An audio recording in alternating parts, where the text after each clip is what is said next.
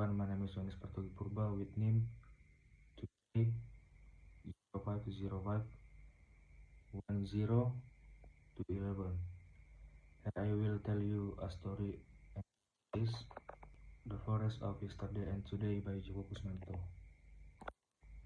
The Whispering Woods.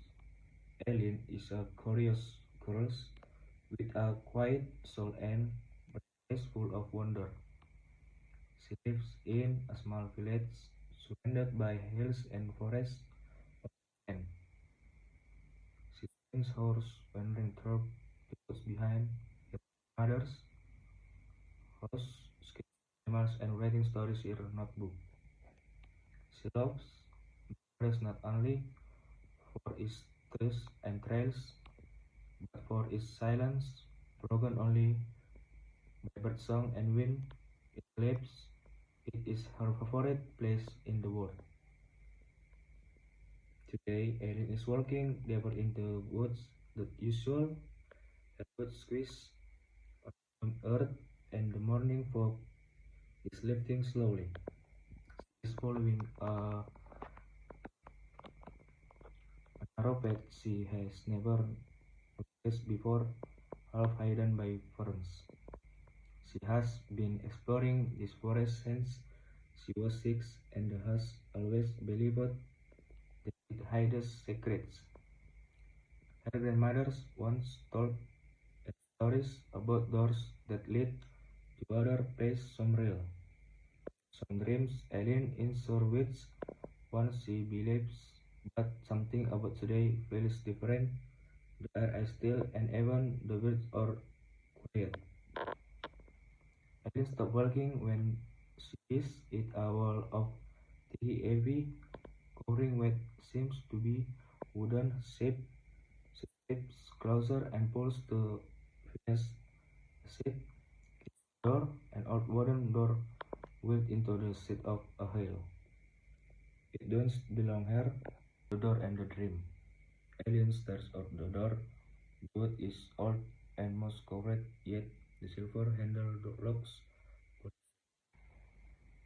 almost new. She doesn't remember ever seeing this place before, not in the real world, but in her dreams. Yes, she has seen this door before many times. She has dreamed about waking through in the dreams. She always found a garden with tall silver trees and a blue sky that seemed to shine. Her finger trembled slightly as the reaches out. She has been wondering about this moment since the first dream week ago. With a deep breath, the pushes the door open.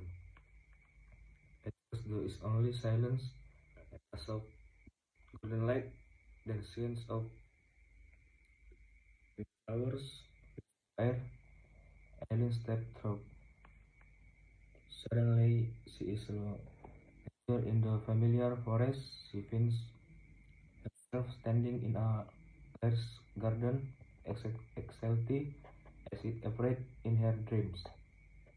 The sky is deeper, the air sweeter, the trees shimmer with silver leaves, and butterflies float lazily in the light. Eileen was still looking around when she noticed a boy sitting on a stone bench near a fountain. He fell about, and he ate with dark coarse and crumb slime. She looks up and says, "You come." She thinks, "Do I know? Besides, you've been here before." "I haven't," Eileen says softly. "You don't remember what I do." She doesn't know what to say. Her heart bird face the place in real. The boy is real, and something inside her knows this is the first time they will meet. Forgotten garden. Eileen sits beside the boy, still trying to make sense of everything. The fountain behind them hums softly, and silver leaves flutter like paper in the breeze. The boy turns to her. "My name is Kyle," he says.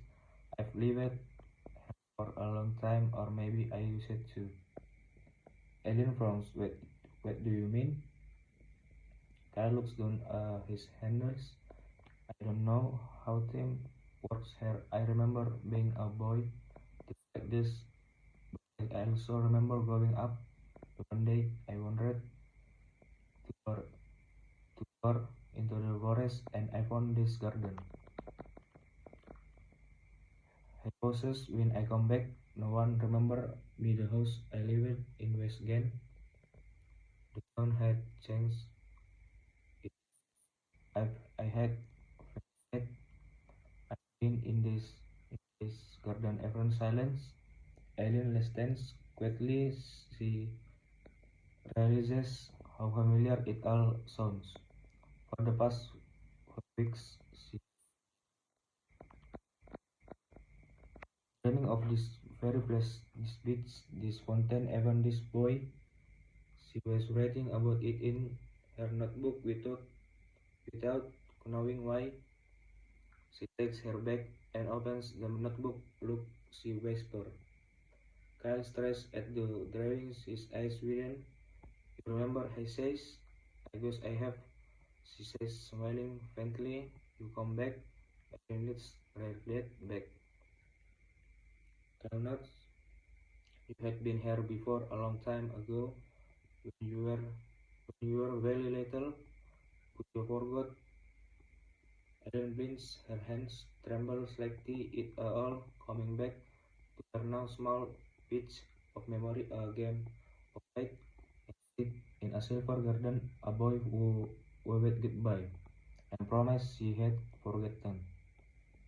She had been here before, she had played in this very place, she had even promised to return, but she never did until now. The turning sky. The sky above the garden begins to shape, clouds swirl slowly in circle, and I strayed by invisible hands. The silver trees start to shimmer more brightly, and the air grows heavier with the scents of old magic. Kyle stands up is having seized just like before. What is? Eileen asks, placing beside him the garden only. Stay open with the balance is right. Kyle says when someone remember.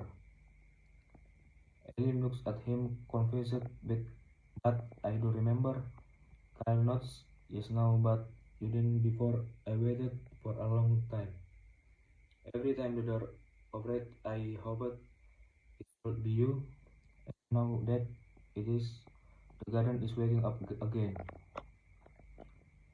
The wind is blowing harder, the grass rustles and the trees sing softly.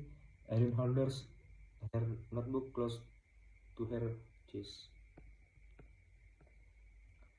I don't want I don't want to forget again, she whispers. You can have to, Kyle says, but we have to go soon. Go where? Kyle points to the path and once there a moment ago home. If you remember is it the door stays but if you don't, I didn't understand she had forgotten what she had been playing in the garden years ago and the moment she left the memories slipping away like Mr. Heart at it. Sometimes some but she never know why. No signal. She takes care and let's go together. They run down the path as the garden began to fade. Between them, the sky above is turning golden and purple like flickers around them like butterflies that grow brighter. Just before they step through the fading door, Eileen comes back once more, communicating every detail to memory. The door remains. Eileen opens her eyes. She is standing at the edge of the forest right behind her grandmother's house. The air is warm and the light of the late afternoon sun glows through the leaves, makes her grandmother old dog wakes from the birds chirp nearby, and the word fails. But Ellen knows now something has changed. She has returned from somewhere magical. Her clothes are damp with flores, frost, and her notebook is full pages overflowing with sketches of silver trees. Kyle smiled words she don't even remember writing.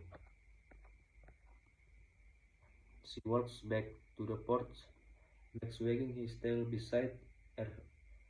Her, her grandmother is sitting in the old rocking chair, knitting calmly.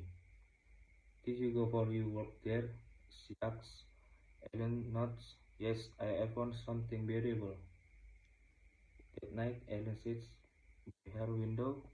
She has been watching the stars for hours on her now. Her notebook lays upon her lap. She remembers everything. She remembers the garden, the boy, the wine, and the light. She remembers her promise, and in the distance, deep among the trees, the door still glows faintly between the ivy. It remains because she remembers. Friends, that is my story. Thank you.